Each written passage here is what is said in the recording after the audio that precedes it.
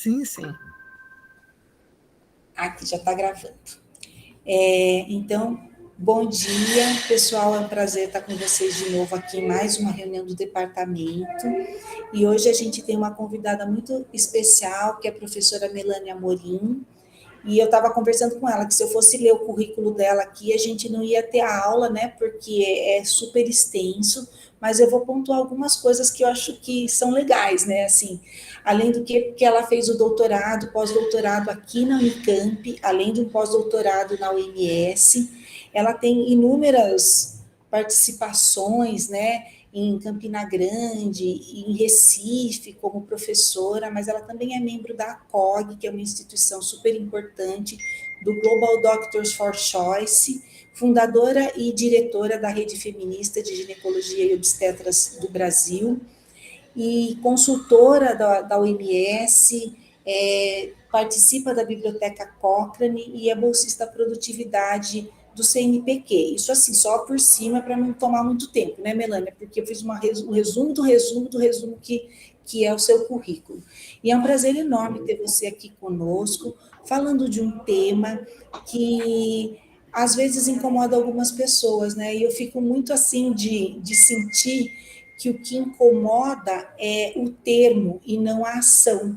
Né? Então, enquanto a gente devia se preocupar muito mais com as ações relacionadas à violência obstétrica, muitas pessoas se incomodam com a palavra, né? Porque realmente é uma palavra forte, mas que a gente tem que lutar contra a ação e não contra o termo, tá? Então é um prazer enorme ter você aqui conosco. Eu vou pedir para quem está assistindo, né, que se tiver qualquer colocação, se manifeste no chat. A gente não abre a palavra, porque senão fica muita coisa e eu não consigo controlar o tempo da nossa reunião, que vai até mais no máximo até meio-dia, que a gente tem o horário. E então eu peço para que qualquer colocação, pergunta para a professora Melânia, vocês façam aqui no chat e eu transmito para ela, tá bom? Assim que ela terminar a apresentação. Então, Melânia, o momento é seu, a palavra é sua, fique à vontade, você está em casa, tá bom?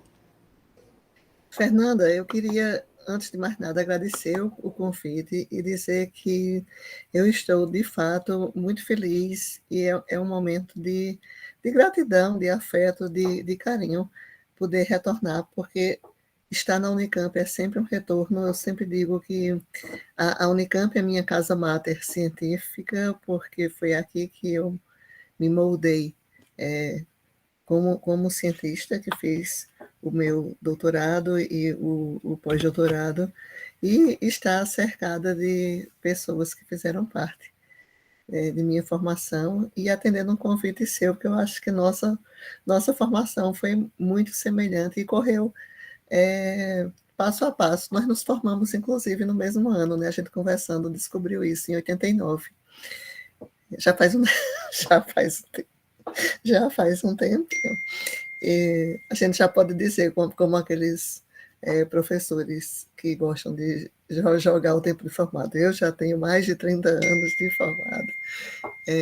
E principalmente pela sensibilidade de acolher dentro de uma reunião do departamento da Unicamp, que é um polo formador e cuja posição dentro desse debate que acende a sociedade é muito importante, acolher esse tema e abrir para a gente discutir violência obstétrica. Então, eu agradeço demais essa oportunidade.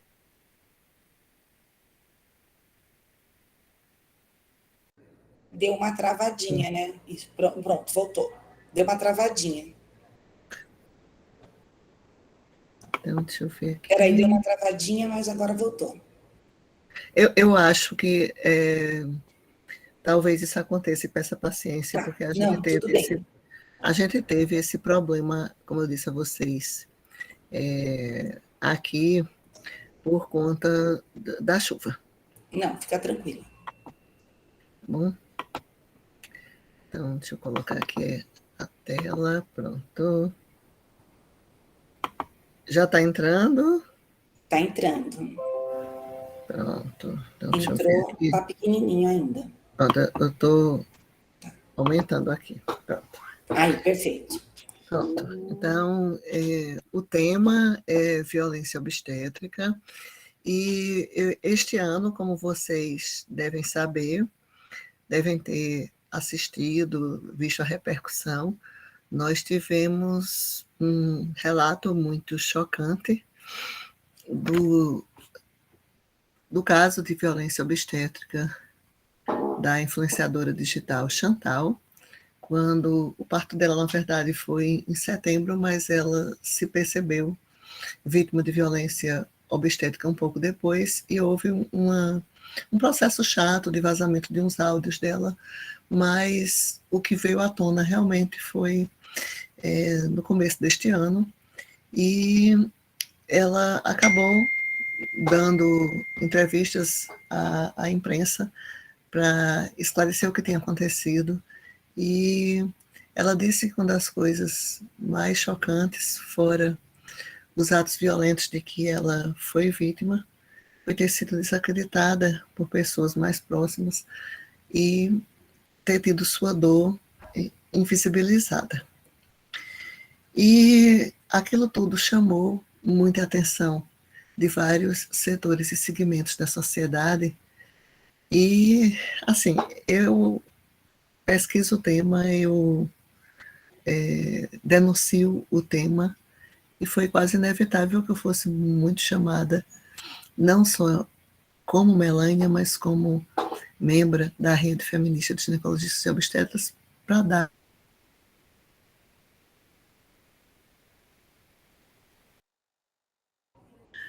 foi essa, em que eu destaquei, porque o vídeo chamava muita atenção para os insultos e as humilhações de que Chantal foi vista, mas eu chamei a atenção de que, para além desses casos individuais relatados de insultos, de humilhações, a gente tem que lembrar que eles são apenas a ponta do iceberg.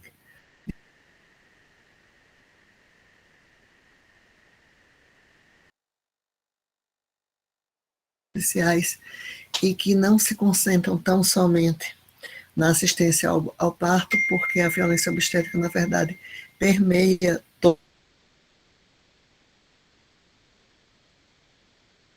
ao parto e ao puerpério. E aí eu citei uma revisão acadêmica da América Latina, que eu vou mostrar a vocês, que aponta uma...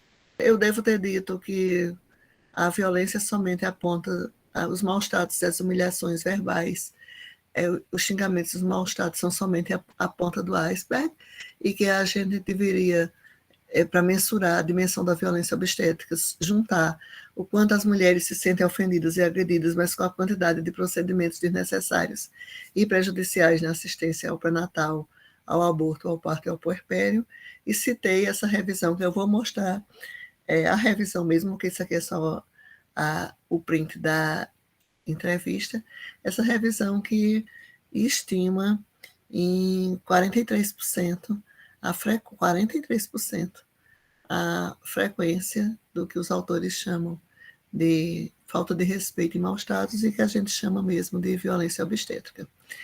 E, infelizmente, em vez de isso suscitar o necessário debate das sociedades, dos conselhos, em relação ao problema violência obstétrica, mais uma vez, depois disso, o que a gente viu foi o debate promovido por sociedades, inclusive a rejeição da Febrasgo em relação ao tema e não ao problema.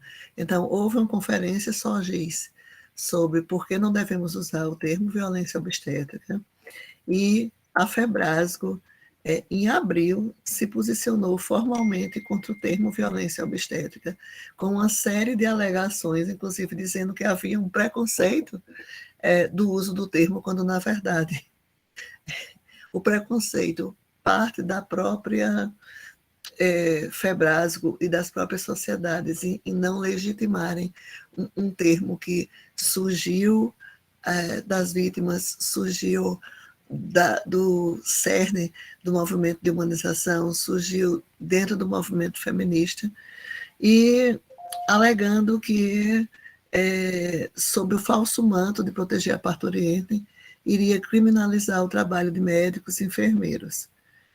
E o que eu mais fiquei, digamos, mais uma vez, perplexa, é com minimizar e tentar invisibilizar o problema com essa alegação de que o erro do conceito de violência obstétrica seria tentar transformar a regra em exceção, dando a impressão de que médicos e enfermeiros habitualmente tratam parturientes de modo violento e que isso é muito injusto porque a imensa maioria das pessoas que cuidam e auxiliam mulheres a parir são pessoas dedicadas, corteses e comprometidas com as boas práticas. Olhem, que as pessoas possam ser dedicadas, eu não duvido, eu não acho que as pessoas sejam mais e que elas sejam pessoas desprovidas de dedicação, não. Agora, comprometidas com as boas práticas já é bastante duvidoso, porque a pandemia escancarou que o conhecimento médio dos profissionais de saúde, não são só dos médicos, da medicina baseada em evidências, é muito pobre. E que, em relação às boas práticas, a gente vai falar da pesquisa Nascer do Brasil, essas boas práticas não estão difundidas no país, mas transformar em regra a exceção e dizer que violência obstétrica é a exceção, isso é extremamente incorreto, porque a frequência desses procedimentos e intervenções desnecessárias e dos maus tratos é muito alta. Se uma revisão sistemática da América Latina demonstra que isso ocorre em 43%, e dados de pesquisa sugerem uma frequência ainda mais alta, dependendo da metodologia que se emprega para se chegar ao desfecho final. Obviamente, isso não é uma exceção. E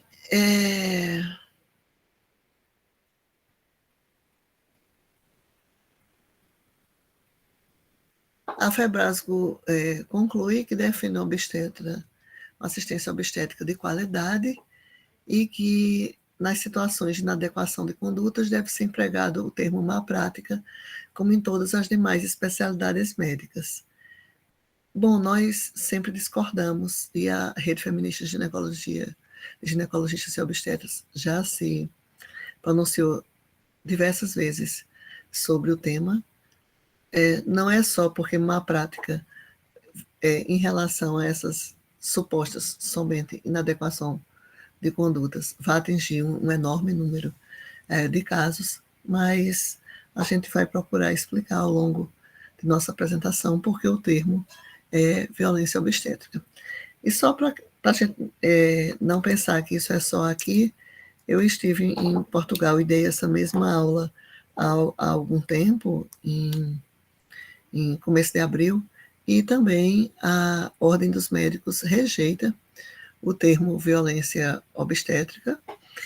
E a gente teve muito recentemente aqui no Brasil uma manifestação do Ministério da Saúde com o incentivo à violência obstétrica no lançamento da nova caderneta da saúde, com a defesa de algo que não tem a menor justificativa do ponto de vista das evidências científicas de um procedimento nefando, atroz, proscrito pelas nossas diretrizes de assistência ao parto, proscrito na diretriz da Organização Mundial da Saúde, que é a manobra de pressão fúndica ou de Christeller. Então, na mesma ocasião, o nosso secretário de Atenção Primária reforçou que se deveria parar de usar termos como violência obstétrica, que só provocariam desagregação, colocando a culpa no profissional único, que não tem o menor sentido. Mais uma vez, parece que um dos temores dos médicos é associado ao fato de que eles se julgam os donos da assistência ao parto e veem uma associação de violência obstétrica, do termo violência obstétrica, como se fosse violência perpetrada pelo obstetra, porque existe ainda a visão hegemônica de boa parte dos médicos que parto é um ato médico e que, portanto, violência obstétrica só poderia justificar, só poderia, na verdade, se referir ao aos procedimentos, aos atos, aos problemas da assistência, sobre os quais teria responsabilidade o médico. E não é isso, mais uma vez, porque o conceito diz respeito à assistência obstétrica. E foi muito interessante, né? Muito interessante que ele minimizou totalmente os efeitos deletérios da violência obstétrica, reforçando uma prática que a gente tanto lutou para que fosse abolida, mas que a gente sabe que ainda é bem frequente no Brasil. E o que a gente vai procurar discutir agora é isso. Será que realmente isso é um procedimento de exceção? Existe mesmo violência obstétrica? Então, não existe ainda um descritor, mas se a gente faz a busca no Google e no próprio PubMed, existe o termo violência obstétrica e existem vários artigos publicados, e não são somente na América Latina, mas artigos de diversos países, embora o termo tenha surgido e se consolidado na América Latina, sobre violência obstétrica, além de a gente ter que considerar algo que é muito importante, como eu já expliquei, que é a voz das mulheres, porque talvez tenha caído nesse momento em que eu também estava falando, o termo surgiu e se consolidou dentro do movimento de humanização da assistência ao parto, dentro do movimento feminista. Ele foi cunhado pelas ativistas, pelas vítimas de violência obstétrica, e é a voz que a gente deve considerar, reforçando que a violência existe e é caracterizada pela apropriação do corpo e dos processos reprodutivos das mulheres pelos profissionais de saúde, através do tratamento desumanizado, do abuso da medicalização e patologização dos processos naturais, o que causa perda da autonomia e da capacidade de decidir livremente sobre os corpos e a sexualidade, com impacto negativo na qualidade de vida. Realmente houve leis nacionais em alguns países, como Argentina, Venezuela, em determinados estados do México, em que a violência obstétrica é reconhecida como crime, como tal deve ser prevenido, punido e erradicado. E a gente reforça que, para que essa realidade mude, nós temos que compreender e denunciar, mas também assegurar que os casos em que ela aconteceu devam ser fundamentalmente acolhidos, apurados e julgados, e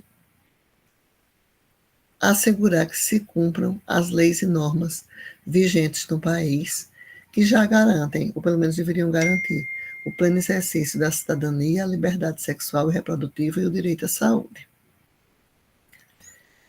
Então, existe uma tipologia, essa é uma revisão integrativa da literatura, em que são apresentados os tipos de violência: a violência verbal, a violência física, a violência psicológica, violência sexual, violência caracterizada pela discriminação social, e que inclui também a discriminação racial, negligência e o uso inadequado de procedimentos e tecnologias. E com que frequência isso aconteceria?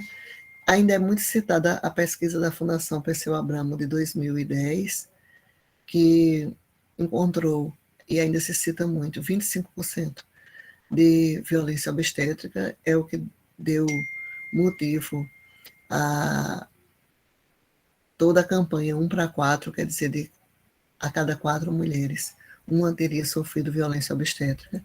Focou muito nas frases mais ouvidas, nas humilhações, nos abusos verbais, mas a gente tem outros estudos que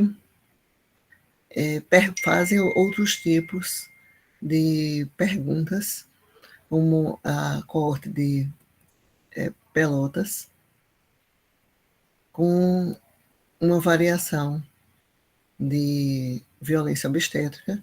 E aqui é o print da revisão sistemática da América Latina, em que nós temos uma prevalência em casos de aborto de 39% e aliás, em aborto de 29%, em parto e aborto agregada de 39%, e especificamente no parto de 43%. Só que aqui é usado o termo desrespeito e maus tratos, e na época, ela de 2019, eu fiz esse comentário que realmente a gente deveria dar nome aos bois e chamar pelo nome, porque tudo isso é, de fato, violência obstétrica. Mas ainda a gente tem que adentrar o cerne dos artigos e tentar entender se as perguntas realizadas abrangeram todo o tipo, toda a tipologia da violência obstétrica, porque nem sempre as mulheres percebem que alguns procedimentos a que são submetidas são normalizados pela nossa cultura e pela prática corrente. Mas mesmo assim, 43% no parto é muito, e isso não é a exceção, é muito frequente. Então, quando a gente vê que existem muitos procedimentos desnecessários ou prejudiciais, entre os quais impor o repouso, jejum, tricotomia e enemas, ocitocina de rotina, toques repetidos, às vezes por múltiplas pessoas, ao mesmo tempo, amniotomia de rotina, amarrar pernas e braços das parturientes, os comandos verbais inadequados, principalmente nos momentos, porque as violências podem se somar. A episiotomia, muitas vezes praticada sem consentimento, com um consentimento que é muito duvidoso, porque é o consentimento obtido numa situação de extrema vulnerabilidade e várias vezes sem anestesia, e isso não é fantasia, porque isso acontece. Eu tenho relatos pungentes desse tipo de procedimento, a manobra de Cristela e ainda os procedimentos desnecessários com os recém-nascidos, que são violência neonatal. Ainda existem essas mesas de parto em vários locais, e a imposição do parto em posição de litotomia, e mesmo nos locais em que tem mesas mais agradáveis, mesas PPP, é muito comum se usar a mesa PPP como se fosse de 40, 50. Essa mesa aqui é uma mesa do tempo que o ISEA foi fundado. Eu acho que é a mesa em que nasceu o fundador do ISEA, o doutor Elpidio de Almeida, mas eu já cansei de ver locais em que tem. Eu fotografei aqui só para mostrar um desses tipos de mesa. Mas a gente cansa de ver mulheres em camas mais adequadas sendo usadas para um parto em posição de litotomia não imposta, não escolhida pela parturiente, e em partos com analgesia, que teoricamente é com os protocolos de baixa dose, elas poderiam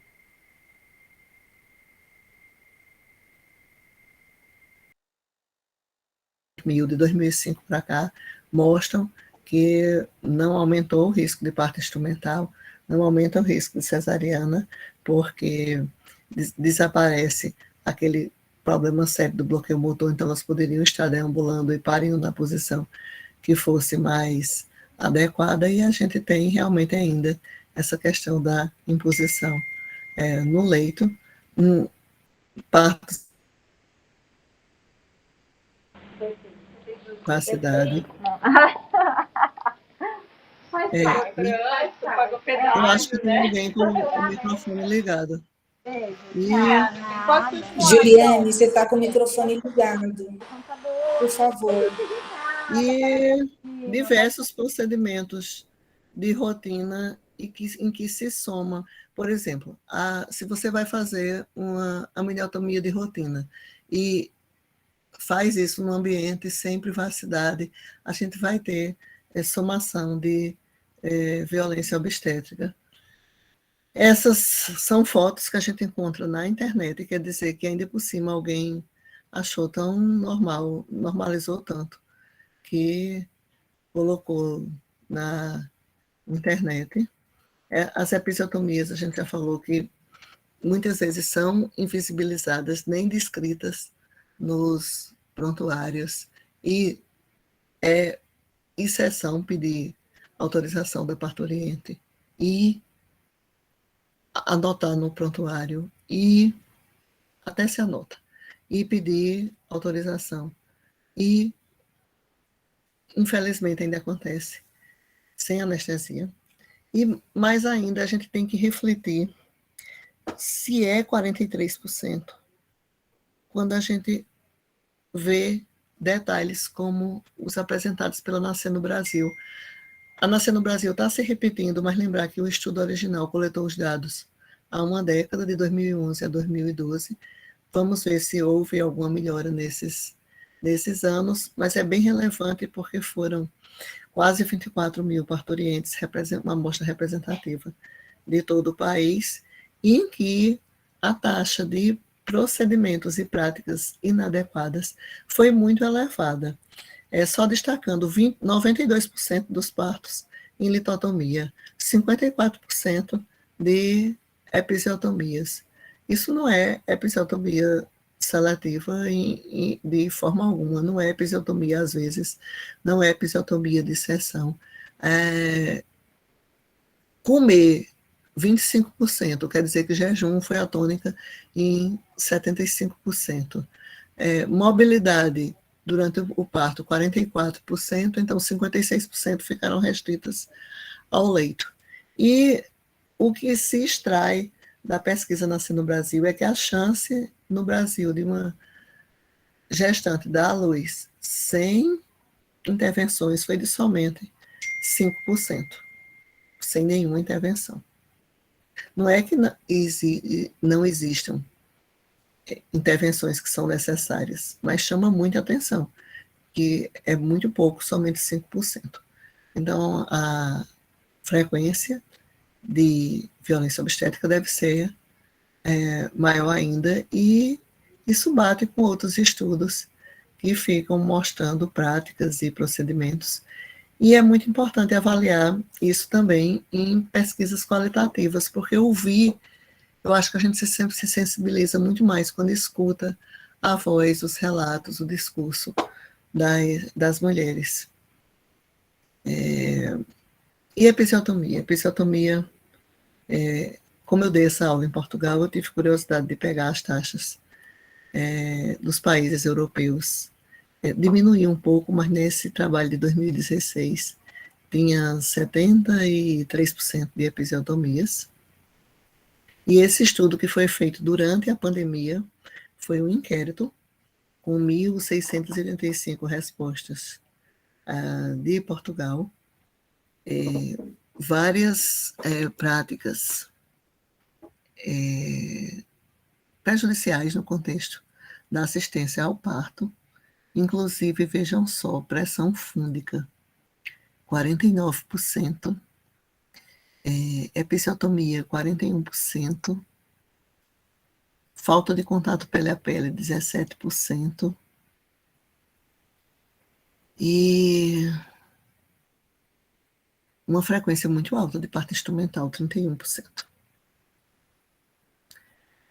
Aqui vários relatos.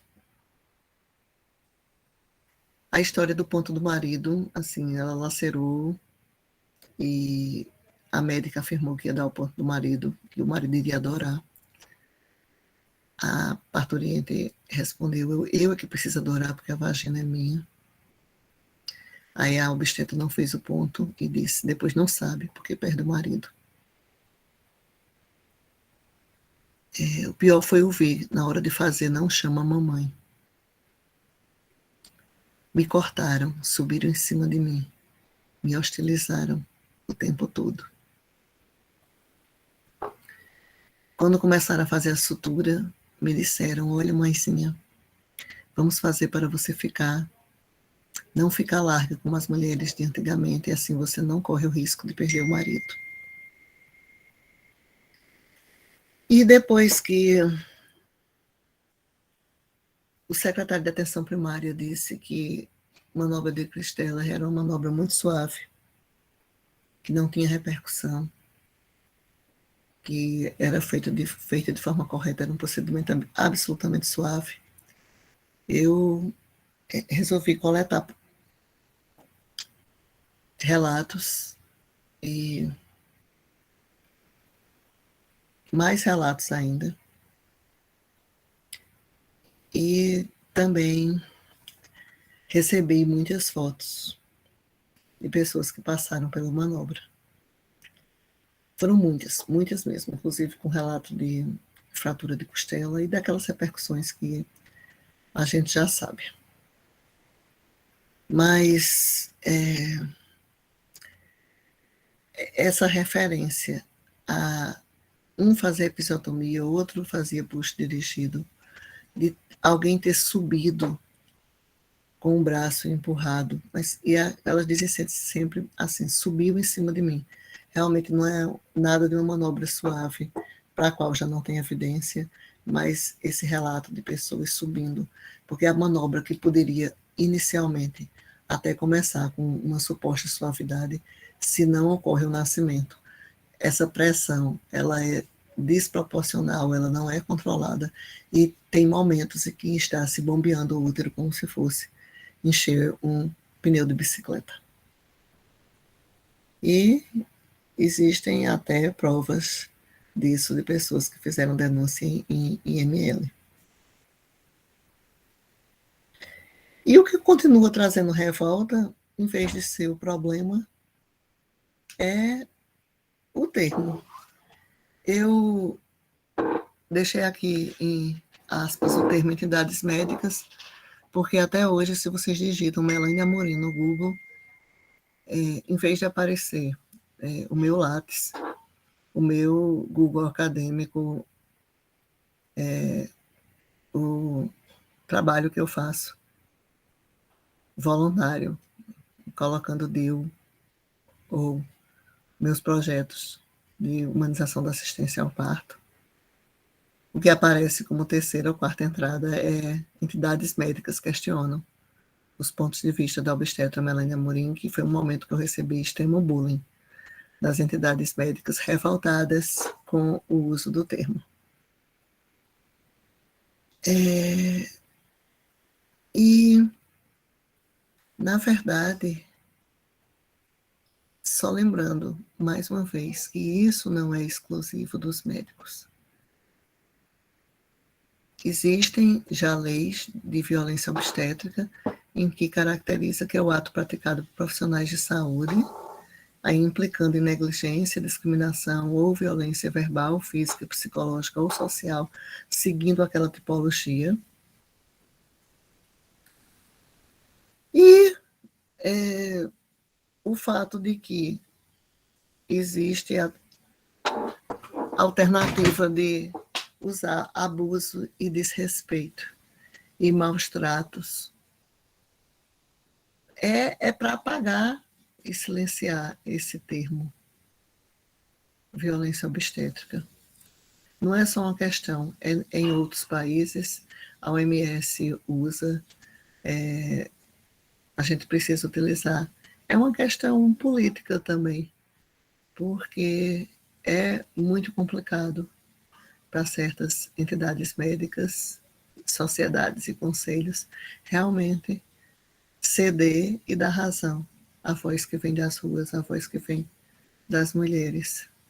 Então, a OMS ela fala ainda de, embora reconheça que tem que haver uma firme posição para a prevenção e eliminação de abusos, desrespeito e maus tratos, ela usa esse termo em vez de violência obstétrica, mas ao mesmo tempo existe uma definição de violência da OMS em que inclui inclusive uso do poder.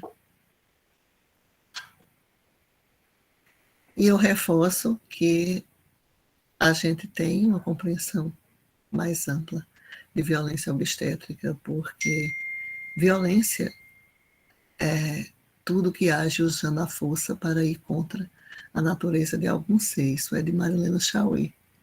É todo ato de força contra a espontaneidade, vontade e liberdade, violação de alguém ou de alguma coisa valorizada positivamente por uma sociedade, e transgressão contra aquelas coisas e ações que se definem justas ou como um direito. Então, sob uma óptica mais ampla, é sim violência obstétrica. E vamos parar de dizer que isso é uma coisa restrita à América Latina, embora isso tenha surgido na América Latina e na Espanha. Na época, como a gente já falou, os movimentos ativistas dialogavam com a pauta feminista, que há muito tempo criticava os modelos medicalizados de assistência ao parto, denunciando como uma grave violação à autonomia das mulheres. Temos um marco legal, que é a Lei Orgânica da Venezuela, seguida pela Argentina em 2009 e México em 2014. E no Brasil a expressão ganhou forma e corpo no âmago dos movimentos feministas e pela humanização do parto e nascimento. Não existe lei federal específica, mas existem leis estaduais, e a gente tem jurisprudência, inclusive, em que o Brasil foi condenado já por conta de atos de violência obstétrica, como foi no caso do Adelém. E vários estados e municípios têm leis específicas, como o estado de Santa Catarina e o estado de Pernambuco. Aqui está a publicação na nossa revista da FIGO, do International Journal, e nós temos o artigo do então presidente da Sociedade de Obstetrícia e Ginecologia da Venezuela, com aquela definição que a gente já apresentou de violência obstétrica.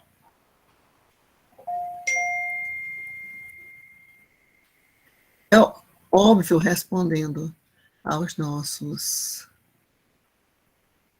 amigos que dizem que os profissionais de saúde, os médicos, são gentis, cordatos e têm boas práticas, que a gente não acredita, e realmente os estudos também reforçam que nós não somos violentos por natureza. A violência obstétrica, ela depende de outros fatores que tornam a prática violenta, mas não é que as pessoas elas sejam por si sós essencialmente violentas. E aí há um ambiente violento, uma ambiência violenta, há uma formação que é violenta, há um excesso de práticas e procedimentos, há uma normalização de certas formas de tratamento, mas obviamente que todo mundo concorda que essas pessoas não são violentas por natureza, e que é importante avançar nesse debate para vencer essas barreiras. E enfrentar o fato de que, em resumo, só quem pode dar o nome à violência é a vítima, e nós temos que ficar muito mais preocupados, reforçando, com o fato de que existe a violência obstétrica do que com o uso do termo. Existia a violência, e com essa frequência tão elevada, é que deveria nos tirar o sono todos os dias, e não um termo que é legítimo, porque é o termo utilizado pelas vítimas. Essa é uma questão legítima de lugar de fala. Somos nós, as ativistas, somos nós que sofremos a violência, somos nós que tivemos nossos corpos feridos, rasgados, apropriados pelo sistema. E aqui é o projeto 1 para 4 que surgiu quando foi divulgada aquela pesquisa da Fundação Perseu Abramo, de 25%, mas é mais, com relatos pungentes de violência obstétrica, com fotos em preto e branco, belíssimas, inclusive essa episiotomia que chega até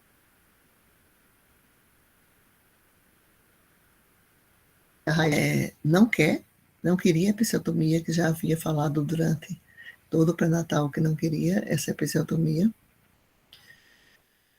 E lembrar que somos nós as vítimas e não os homens, os donos do saber e de todos os privilégios, que dentro de um modelo misógino, patriarcal e machista, perpetram, e aqui eu digo, ou reproduzem, porque mulheres também podem ser capazes de praticar violência obstétrica por reproduzir esse mesmo modelo misógino, patriarcal e machista, em que elas foram formadas. E isso acontece porque a ginecologia e a obstetrícia não perde esse modelo, não perde esse viés, não perdeu ainda esse viés misógino, patriarcal e machista que marcou o início da especialidade. Nós acreditamos ainda que o corpo feminino é essencialmente defeituoso e dependente da intervenção médica para que o parto aconteça. E muitos procedimentos, eles surgiram e foram introduzidos calcados nessa visão do corpo feminino como defeituoso e nesse padrão de intervenção, de invasão sobre o corpo feminino. Então, nós reivindicamos nosso lugar de fala e negamos o direito de que os donos do saber possam nomear o problema. Então, essa é a famosa reportagem das entidades médicas. E não foi só isso, não somente eu acordei com essas entidades médicas em resposta a uma entrevista que eu dei sobre violência obstétrica, mas também recebi e-mails ameaçadores em resposta a essa entrevista. Então, eu também fui vítima de uma certa forma de violência que não foi obstétrica, porque eu não estava em gestação parto, mas eu estava falando sobre violência obstétrica. Então, o que traz revolta é o termo e também a lei. Eu não vou me ater muito aqui à lei, porque eu quero deixar espaço para a gente discutir, mas existem já várias leis aqui no país de violência obstétrica, inclusive a nossa lá em Pernambuco, que define e tipifica a violência obstétrica. E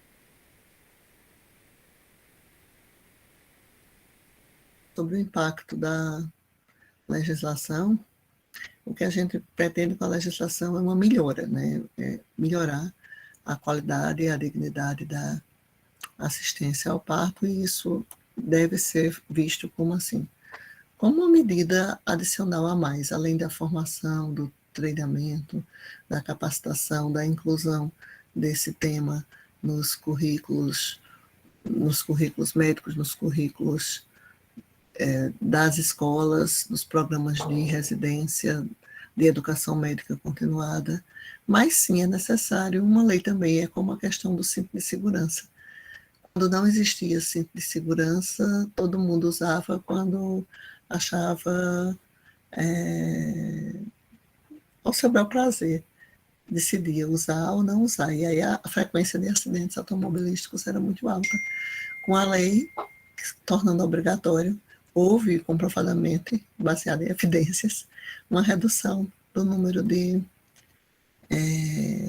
não o número de acidentes, mas assim no número de repercussões para a saúde, né? Das sequelas, dos traumas por acidentes automobilísticos. Então, na verdade, a gente tem até que se orgulhar, porque esse conceito, essa framework da violência obstétrica pode ser uma ferramenta poderosa para a gente realmente avaliar todo o sistema legal relacionado com os procedimentos durante o nascimento. Lembrar que toda vez que surge esse embate, isso aconteceu também lá em 2019, no começo, quando assumiu o novo Ministério da Saúde e houve a tentativa de proibir o uso do termo violência obstétrica. A Febrasgo e o CFM apoiaram o despacho do Ministério da Saúde sobre a utilização da expressão violência obstétrica. Toda vez que há esse embate, existe a oportunidade de a gente crescer com o embate e transformar o embate em debate e conseguir fazer com isso transformar a realidade, que isso sim deveria ser a meta comum, porque acreditamos todos que o objetivo príncipe da assistência obstétrica deve ser sempre proporcionar, sempre, os melhores desfechos positivos para o binômio, e não uma briga de egos. E naquela época, eu destaco a recomendação do Ministério Público Federal, e daí a importância de se ter uma lei e de se ter o devido apoio jurídico, porque o Ministério Público Federal interviu e recomendou ao Ministério da Saúde, e eu acho que essa decisão, esse documento, foi lapidar que o fundamental era que o Ministério da Saúde atuasse contra a violência obstétrica, em vez de proibir o uso do termo.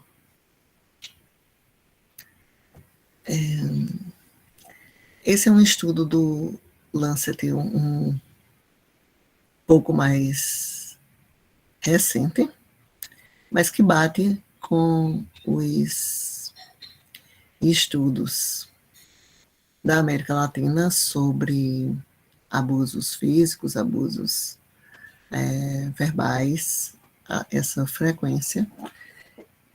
A gente, mais uma vez, protestou não contra os resultados, mas contra o uso do termo, a gente que eu digo, somos nós da Rede Feminista, o uso do termo abusos e maus tratos, porque a gente acha que deve realmente dar nome aos bois e usar o termo violência obstétrica.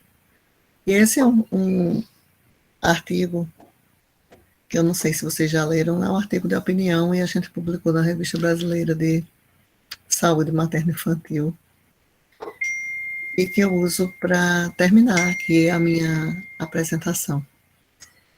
Enquanto nós não reconhecemos que o atual modelo de assistência ao parto excessivamente tecnocrático, abusivo e permeado de intervenções desnecessárias gera violência contra a mulher, fica difícil modificar as práticas para evitar a violência. Por mais preocupados que conselhos de classe, sociedades estejam em evitar ferir a susceptibilidade dos médicos, é importante reconhecer que se dói em qualquer um de nós admitir que somos ou um dia fomos violentos, muito mais dói a violência contra as mulheres. Somente a partir do reconhecimento e da aceitação é que se pode iniciar o processo redentor da desconstrução e da transformação. Não há por que temer o termo violência obstétrica. O que precisamos é envidar todos os esforços para sua erradicação. Se o termo provoca incômodo à comunidade médica, provoca também espaço para debatermos as modificações necessárias. O resultado da violência obstétrica agride brutalmente as mulheres. Toda nossa empatia e sociedade e solidariedade estão com elas. Lembrar que isso aumentou muito na pandemia de Covid-19, direitos já assegurados foram retirados. Já existe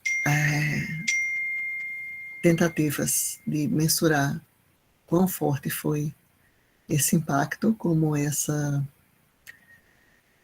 pesquisa de revisão sistemática, essa pesquisa de Portugal. Mas lembrar que, mesmo durante a pandemia, a OMS já se preparava e já se pronunciou em garantir uma esperança.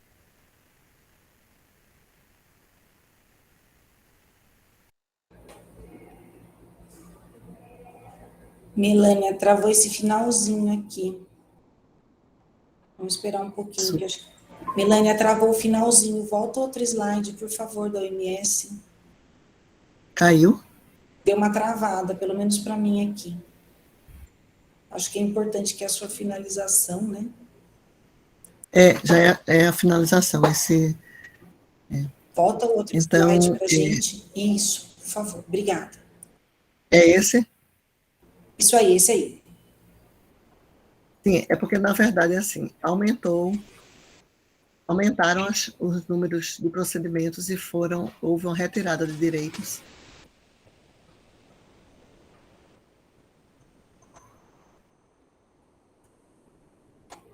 Em relação a aglomerar e diminuir o número de acompanhantes. Alguns direitos eram essenciais e deveriam ser mantidos, com todas as mulheres tendo o direito de uma experiência segura e positiva, quer tivessem ou não infecção por Covid. Garantir o respeito, a dignidade, a presença de acompanhante e uma clara comunicação, estratégias de alívio da dor e mobilidade no trabalho de parto e posição de parto de escolha. Eu quero dizer que isso é possível. Eu muitas vezes fiquei extremamente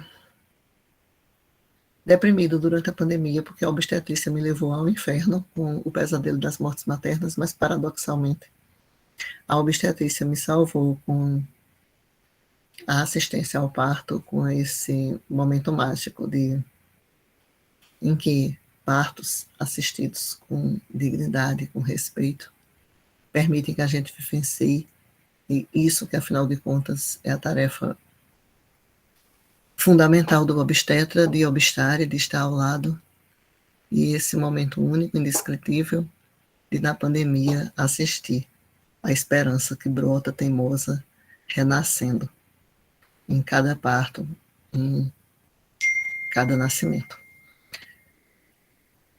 Então, foram partos muito bonitos e, na medida do possível, a gente conseguiu garantir esses direitos.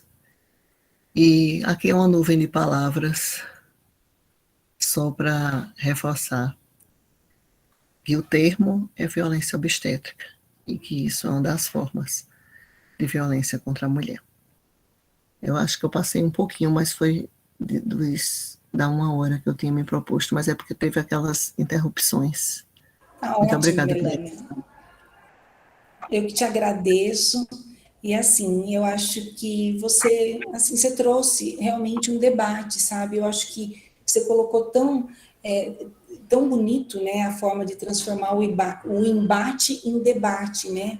E eu queria até falar umas palavras que eu estou meio sensibilizada com a história da Nise da Silveira, que não pôde ser homenageada, e que ela fala sempre, né, que é necessário se espantar, se indignar e se contagiar.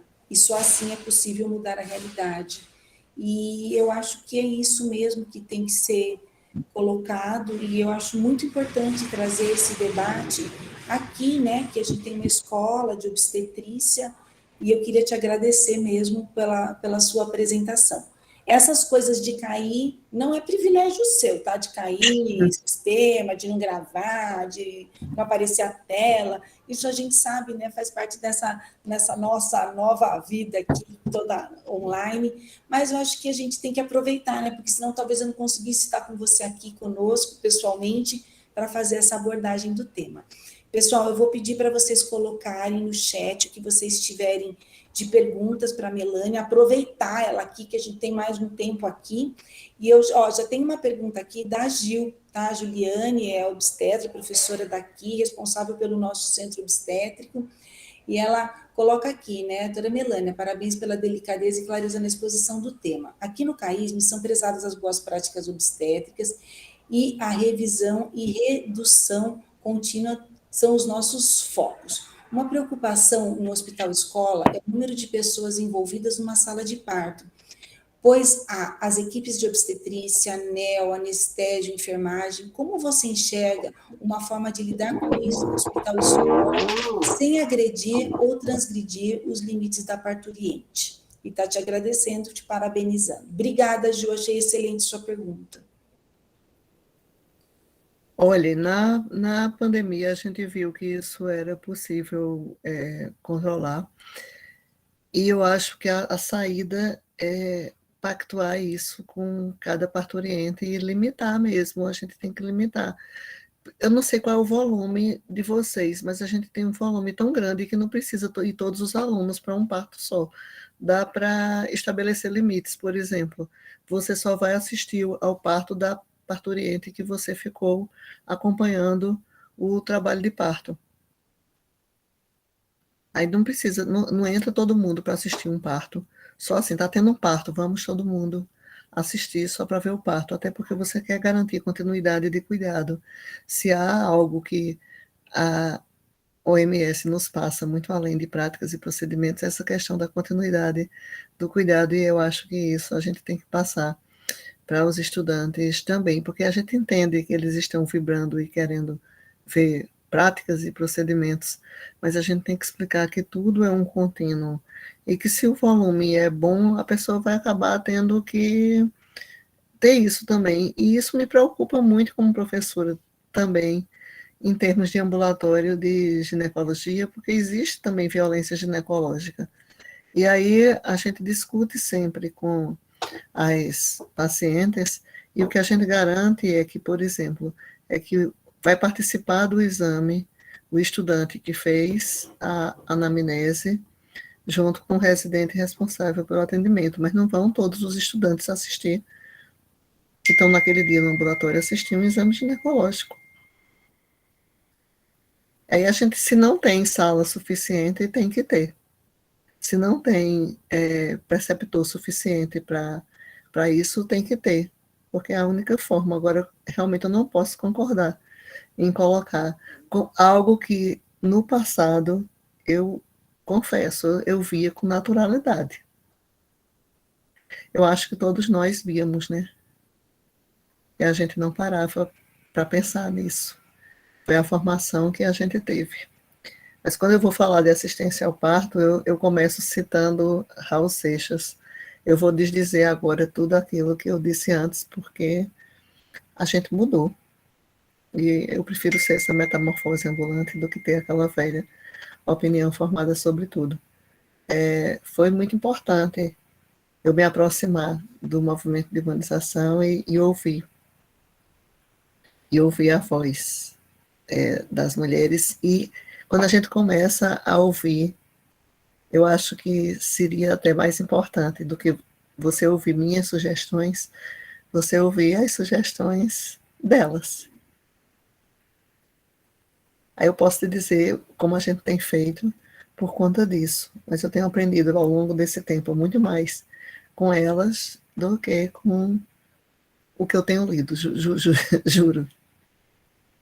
É a integração das evidências com o que me dizem as outras feministas e o que me dizem as usuárias, que a gente vai crescendo na prática. Muito obrigada, Melânia. Gil, está satisfeita? Quer colocar mais alguma coisa? A gente não tem perguntas aqui no chat, tá? O pessoal acho que está pensando, a Gil aqui colocando perfeito, muito obrigada, mas que a gente aprende realmente mais ouvindo, né? E é uma coisa que, assim, eu falo que a gente tem que cada vez ter as orelhas mais abertas, os ouvidos mais abertos para tentar entender o que as pessoas realmente esperam desse profissional na hora do seu parto, né? Porque o parto é delas e a gente tem que estar lá para ouvi-las e fazer as intervenções necessárias quando precisa, né? Então, acho que foi bem nesse sentido mesmo. A gente tem alguns problemas, tem períodos que tem menos partos, né? Agora, na pandemia, a questão do ensino ficou um pouco prejudicada, e realmente eu entendo essa angústia da professora Juliane agora, porque às vezes a gente passa por uns momentos assim, e os alunos que retornaram para as atividades práticas, eles vieram realmente querendo fazer muitas coisas, né? Mas aí é isso, né? Eu acho que pactuar com a gestante é a melhor forma mesmo da gente conseguir, inclusive, ensinar isso para os nossos alunos, né? Ensinar uma coisa que a nós não foi ensinada e que a gente teve que ir aprendendo conforme a vida foi correndo. E eu acho também, sabe, que era uma coisa que eu nunca pensava antes, porque eu aprendi a tocar tocando, mas eu acho que a gente tem que aprender a tocar em modelo antes de tocar, porque isso vai minimizar também o número de toques. Então, pelo menos os alunos, eles têm que realmente ter um modelinho para aprender a fazer toque. Um modelo bom, né? Assim, que permita sentir a prática, mas assim, sair tocando, assim, o primeiro, o segundo, o terceiro, os toques, o primeiro toque da vida ser um toque em uma parturiente, não dá. E foi assim que eu aprendi. Olha, minha formação foi assim, e eu acho que igual, absolutamente tecnocrática, igual da maioria das pessoas. Aí o que é que aconteceu? Assim, eu fui mudando.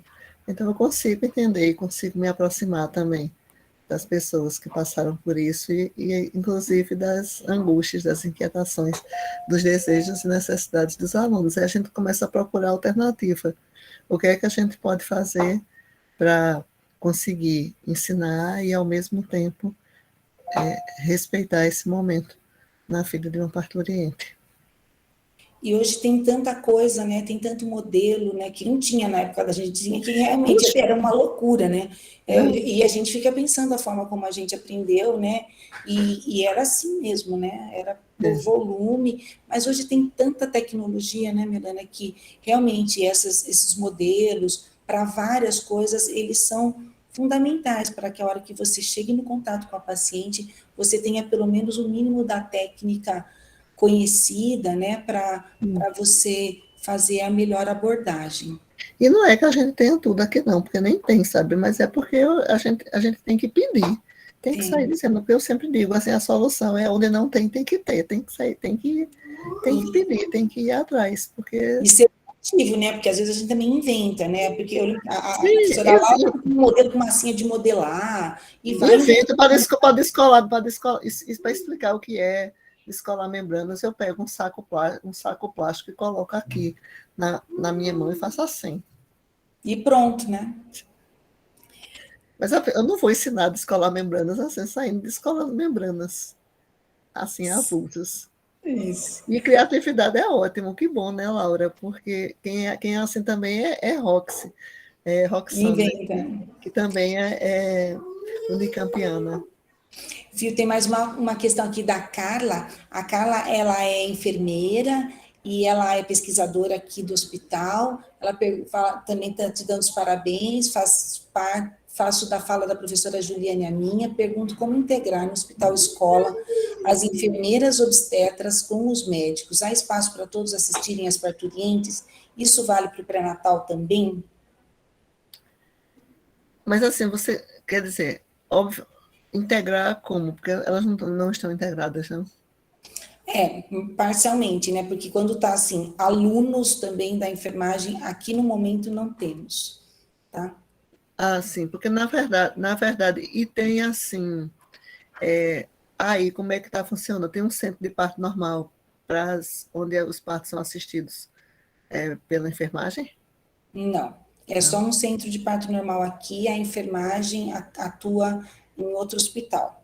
Aqui não tem. Então a enfermagem atua Isso. auxiliando e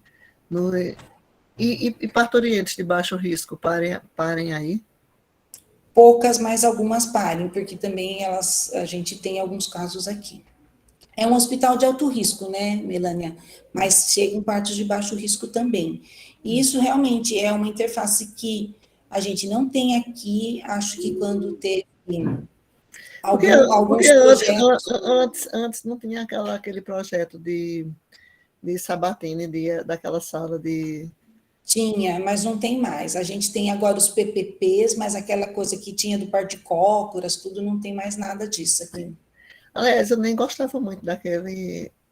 É, Da aquela aparência, cama era esquisita, um pouco daquela esquisita. aparência daquela cama, porque me parecia assim que era para dar conforto para o profissional que assistia o parto e não necessariamente para parturiente, porque era um estrado, né? Em cima do estrado ficava uma cadeira de parto, eu me lembro dela. Aí, então, mas não tem um projeto para parturientes de baixo risco, não.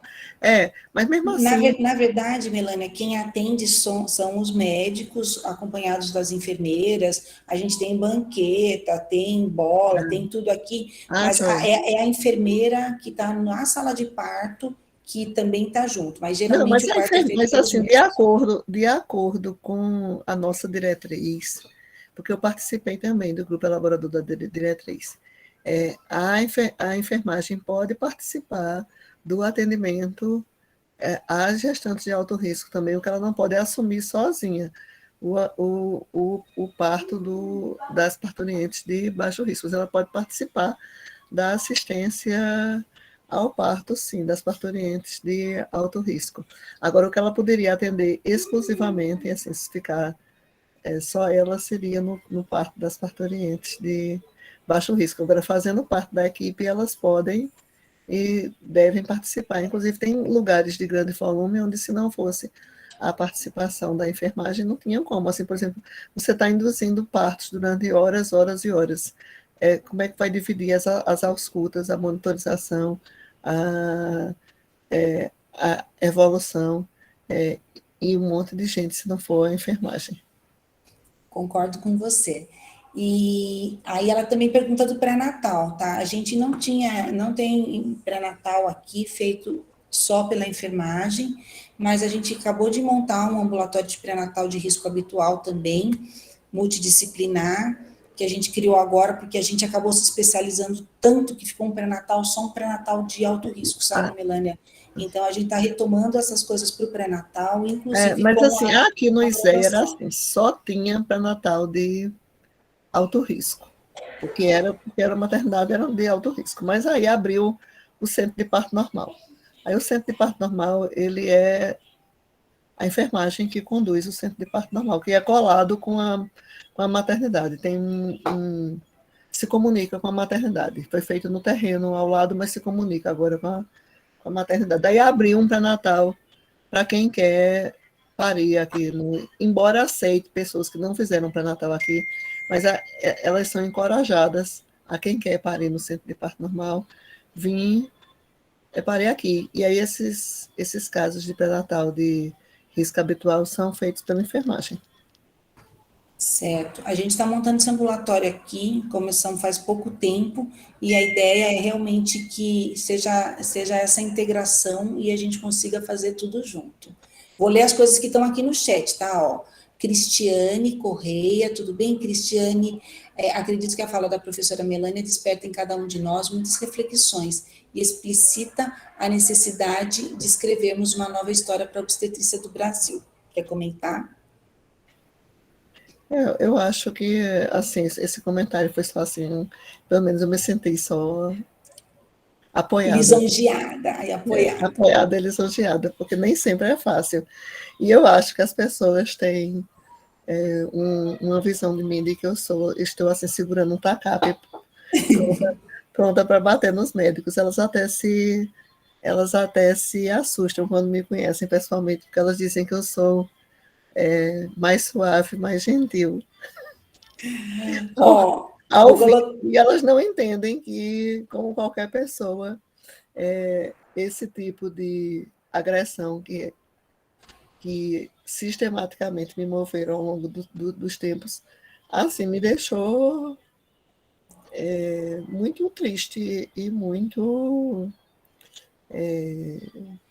não abatida, porque eu não me deixo abater, mas desenvolver uma certa reatividade que é natural por conta disso. Então, quando a gente escuta um elogio e quando a gente escuta isso, é uma inspiração para continuar lutando. E da mesma forma, ter esse espaço aqui foi fantástico e eu parabenizo demais a professora Fernanda, porque ela, como feminista e também membro da nossa rede feminista de ginecologistas e obstetras, está unindo o que eu acho o melhor dos dois mundos. Está na academia e dando o necessário respaldo científico para esse debate. Isso é absolutamente fantástico, porque parece até muitas vezes que esse debate é irrealista, é uma reivindicação de pessoas, porque tem muito capacitismo na nossa sociedade, psicofobia. Aí isso é coisa de gente louca, de porra louca, de pessoas que não tem nada a ver, porque existe muito preconceito contra essas pautas.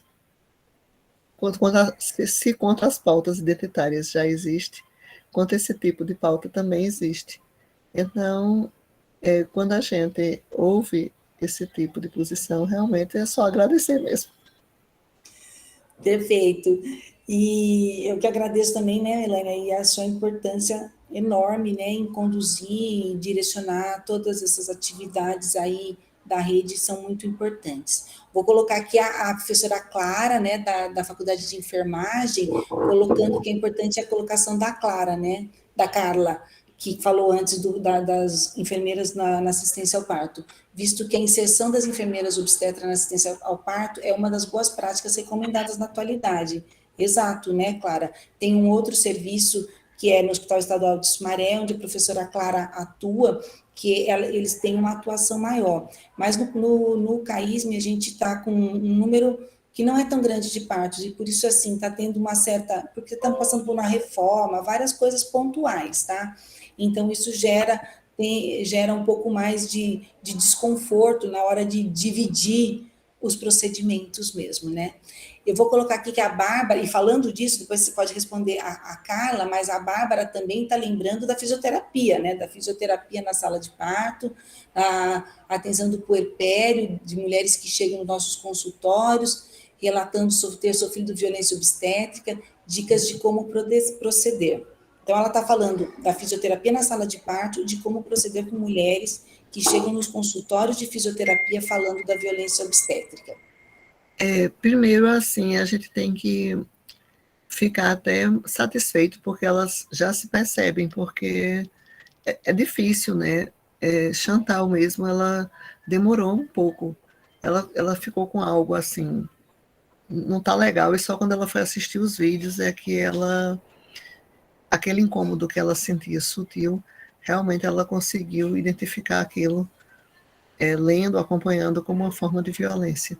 Então, ela se perceber já é um avanço. Então, nesse caso, você tem que apoiar, legitimar essa percepção que a mulher já tem, que foi ótimo, porque ela pode lhe trazer vários relatos e ela não ter percebido ainda que aquilo ali era violência obstétrica. Então, nós vamos legitimar, acolher e orientar, inclusive, com a possibilidade de ela recorrer às instâncias legais, que são podem ser coisas tão simples como ir para a ouvidoria, se for se forem coisas mais sérias que a ouvidoria não ou quando a ouvidoria não resolve, fazer a denúncia ao Ministério Público, à Defensoria Pública e, se necessário, sim, instaurar processo um processo na justiça, um processo judicial. Mas aí depende do tipo de violência e de quais foram os resultados da violência. Porque essas manobras de pressão fúndica, elas são tão violentas que a gente vê, às vezes, relato de morte fetal e morte materna. O TCC de um dos meus residentes foi um relato de caso catastrófico de morte materna que não foi feito no serviço, não, mas veio de uma cidade do interior, a paciente chocada com ruptura uterina por manobra de costela testemunhada. Isso daí. Eu tenho trabalhado, Melânia, mais com Como é que a pessoa não vai orientar, fazer uma denúncia criminal desses casos? Claro que vai. Meu compromisso não é alisar para as pessoas, não. Meu compromisso é com a saúde do binômio, com os direitos sexuais, com os direitos reprodutivos, com os direitos das mulheres. Muito bom. Ó, vou ler aqui as outras coisas para você. Pode ser, ó. Pode.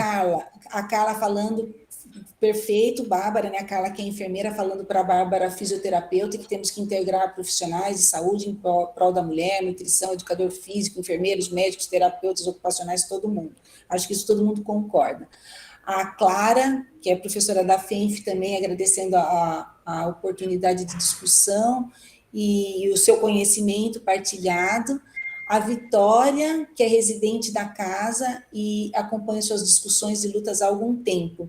Tive mestres que acompanham no IMIP, sei da tamanha diferença que a senhora faz para as mulheres que assistem. Aqui, ó, uma fã sua de lá que veio para cá, hein? Aqui. E a Arlete, né, que é professora nossa aqui da área da ginecologia, que trabalha com as vítimas de violência sexual, que, como você disse, precisamos ouvir as mulheres no que sentem durante o atendimento obstétrico e também em qualquer cuidado. Quando nos dispomos a ouvir, damos o primeiro passo para superar preconceitos e crenças. Muito obrigada por suas colocações. Abraço da Arlete.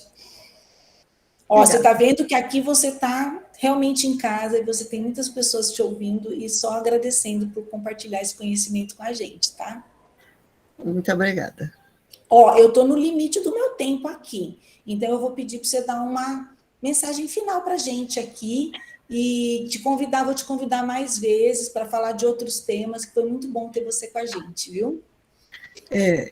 Você me deu a oportunidade de escolher o tema para começar, e eu estava me sentindo amordaçada, precisando falar sobre violência obstétrica, porque eu não lhe contei, mas tinham me convidado para falar em outro local, em uma certa determinada cidade, depois desses acontecimentos, com Chantal, com a resposta da Febrasgo e com tudo, e a finalidade nessa cidade era que eu fosse discutir com os médicos locais, porque a frequência de práticas violentas era muito frequente, mas a orientação da sociedade que me convidava era que eu não usasse o termo violência obstétrica, que eu fosse dar aula e falasse somente de boas práticas.